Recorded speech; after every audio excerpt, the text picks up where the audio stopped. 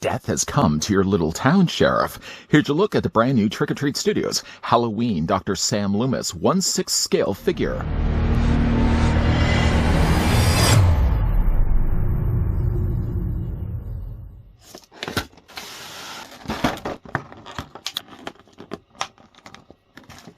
Trick or Treat Studios is proud to present the officially licensed Halloween 1978 Dr. Loomis 1/6 scale figure. This posable figure is approximately 12 inches tall and has 30 points of articulation. Fully clothed in screen-accurate costume, this figure arrives in a beautiful collector's box with flip-back window display.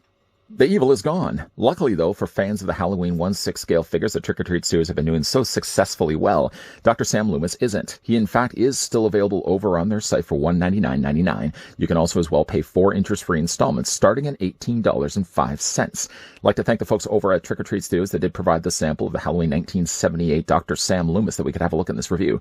The figure, though, stands almost exactly 12 inches. He's a few hairs short of that, no pun intended, but the figure is also as well standing at about 30 centimeters in height. It was the boogeyman. As a matter of fact, it was. 2 boogeymen, in fact. Here's what the figure first of all looks like with 1978 Michael Myers. In fact, also the first 1/6 scale figure we got from the Halloween line.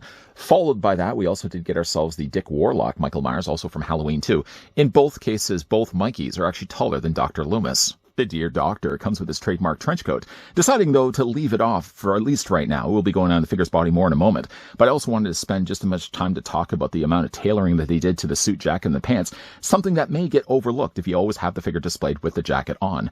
You can also, as well display Dr. Loomis like you've seen in the TV extended cut, where he's in the courtroom battling Champion to keep Michael Myers locked up forever. But again, most collectors, I'm sure, will likely display Loomis with the trench coat actually on. Before we actually do that, though, let's look at the other accessories that come include the figure. He comes, first of all, with his Smith & Wesson Model 15 revolver. It heightens my sense of security. One thing I was really surprised to see was that the actual chamber does rotate, a nice little attention to detail. It's molded fairly well here in black plastic. They also took the time to paint, of course, the handle there in brown. Some additional yellow or slightly goldish yellow added also there on the top as well. This does fit into his hands, although not the hands that he has right now. Don't worry, though, these relaxed hands will come off shortly. Well, at least this one will. The figure does come included with hands both sides, really. He comes with, first of all, a closed fist that will then belong on this side of the figure's body. But then on this side, you can pop that hand off from the provided peg. And in favor of that, you can swap it out for a trigger hand instead. This is ideally suitable for holding, obviously, the gun. We're going to take the Smith & Wesson, just fit it in between the palm here. I find it's easiest, honestly, to do this with his hands first loose, and then just pop the hands off from the peg and then just replace them accordingly. So let's do that right now. Let's take Loomis's one hand at least. We're going to just pop it off the peg.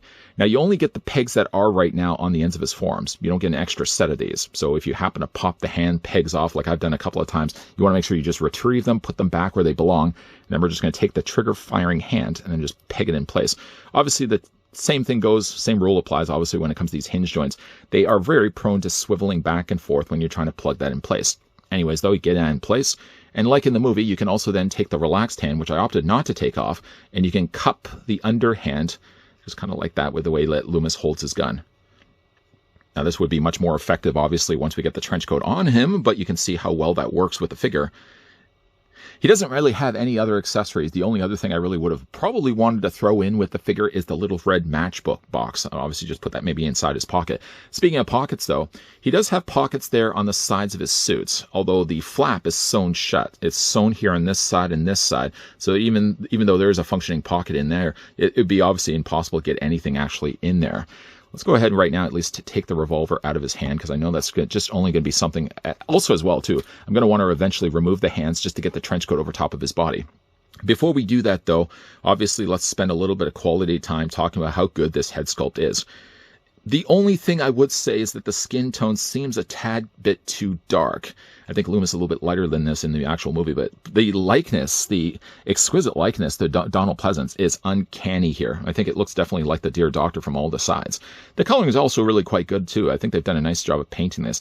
Even the little hair that he has on the back of his head, for example, is nicely done. There's a few little airbrush areas where you can see some of it has carried on to the neck. But other than that, though, a exquisite looking head sculpt for Loomis. As I already mentioned, again, he does have the suit jacket. I mean, if you move that away, you can certainly see there's a nice looking shirt underneath. There doesn't seem to be any visible buttons or anything like that. I mean, not that the figure necessarily needs. And of course, he does have his tied up tie. One thing I did do, though, was the tie seemed a little loose when I took this out of the packaging, so I just tightened it up just a little bit so it was closer to the collar. But the jacket looks good. I mean, look, in the inside of it, the interior, as you'll see also when we look at the trench coat, they've spent just as much time, again, tailoring the inside. Sometimes, though, when you look at 6-scale figures, especially jackets, they usually have like little loose threads all hanging out like this. But, you know, they've done a really good job on its inside tailoring of the jacket, too. Now, again, you probably don't want to have the figure displayed like this, but, you know, again, like just as much attention to detail gets spent to this and this as it was to this as well. Speaking of the trench coat, we'll just get the figure to stand here for a second.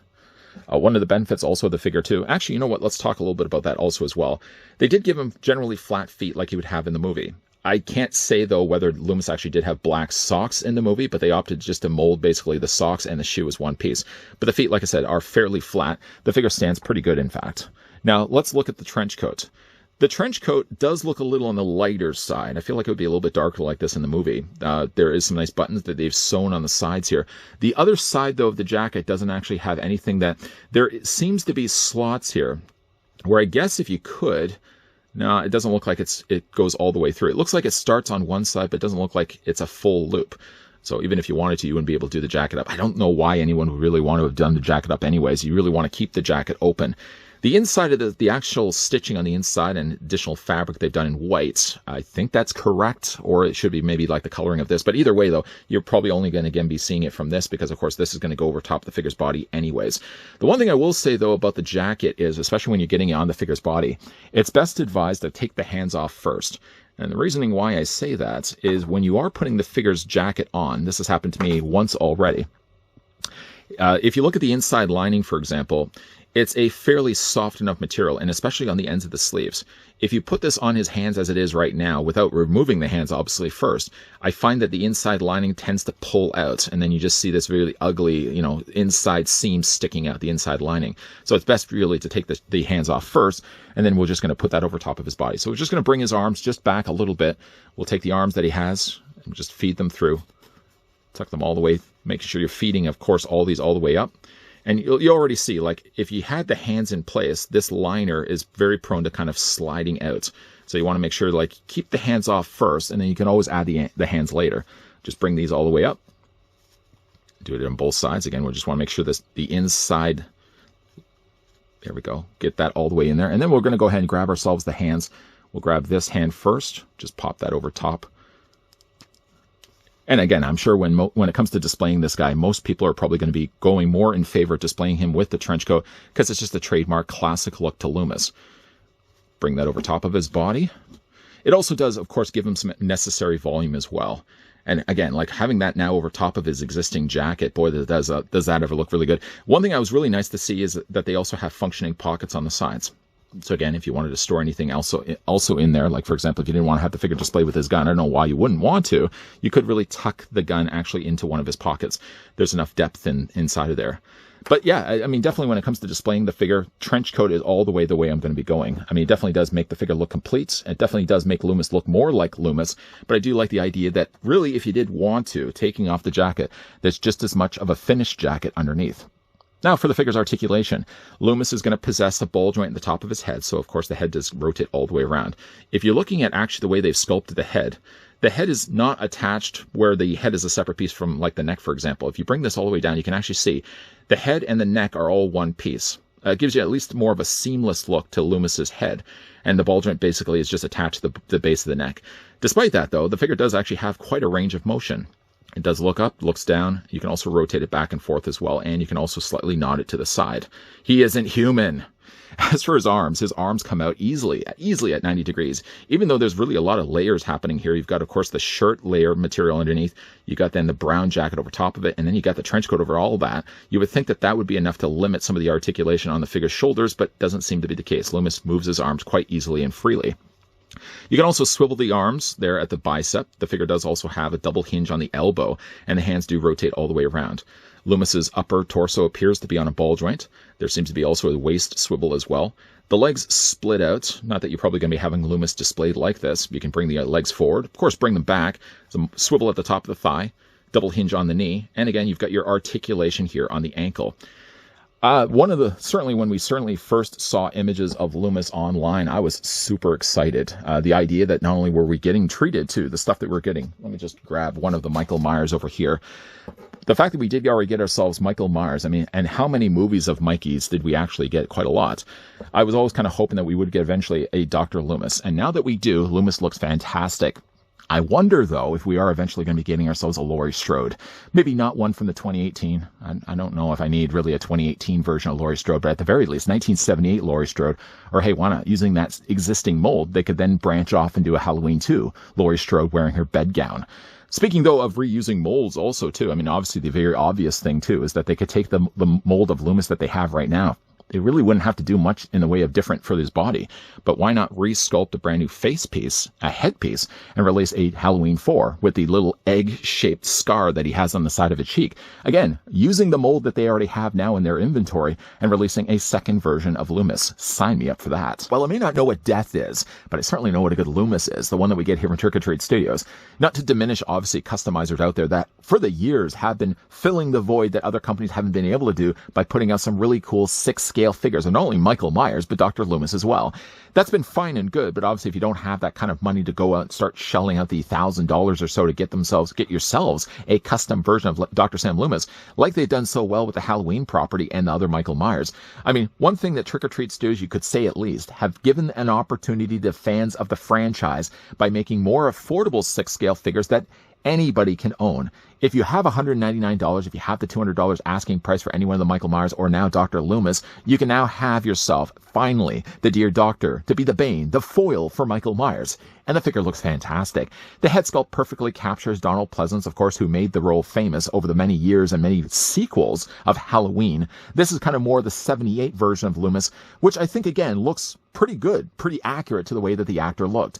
The skin is a little on the darker side. The jacket is a little on the lighter side. But I think still it captures enough the look of Loomis that whether you want to display the figure with or without the trench coat. I mean, I did say, though, in the TV extended cut, he's inside the courtroom without the jacket, obviously. But there's other scenes, obviously, also in the 78 classic film where Loomis is just walking around with his jacket, like when he's walking, for example, in the cemetery, first discovering the fact that Judith Myers' tombstone has been ripped out of the ground and somewhat carried away by this man that isn't human. The figure does come include some necessary accessories, obviously the revolver being the biggest one, some swappable hands. I mean, I could have thrown in, obviously, the little matchbook there too as well, but that's just a small accessory that you never know they could release down the road as part of an accessory set. Or they could also as well include other additional accessories when perhaps we might get ourselves an egg-shaped scarring cheek of Dr. Loomis in Halloween 4. I mean, considering, again, this is something I mentioned in this review, that they already have this mold anyways, I would imagine it wouldn't take much other than just getting the licensing down for Halloween 4. They could not just simply retool the head that he has right now and just release a Halloween 4 Dr. Loomis. Who else would be interested in that? If you guys, though, are interested and would like to get your hands on Dr. Loomis here, he is available as of right now over on Trick or Treat Studios website. You may want to get it fast, though, because the chances of this Dear Doctor sticking around may be slim to none, especially if he's trying to push and pursue the boogeyman. Big thank you once again to the folks over at Trick or Treat Studios that did provide the sample of the brand new Halloween 1978 Dr. Sam Loomis that we had the chance to have a look in this review. If you guys did enjoy this video, I want to throw it a like. If you guys are loving the content you guys are seeing and you'd like to stick around for more, popping up also, by the way, at the very end of this video will be a playlist of other things I've looked at from Trick or Treat Studios. Feel free, if you're playing a little bit of catch up, to go back and in fact look at those other videos. But yes, making sure you hit that subscribe, making sure you're turning on the bell notifications so you're going to get those reminders. But the most important thing is that you're coming back here regularly. As always, guys, thanks for watching. See you guys next time.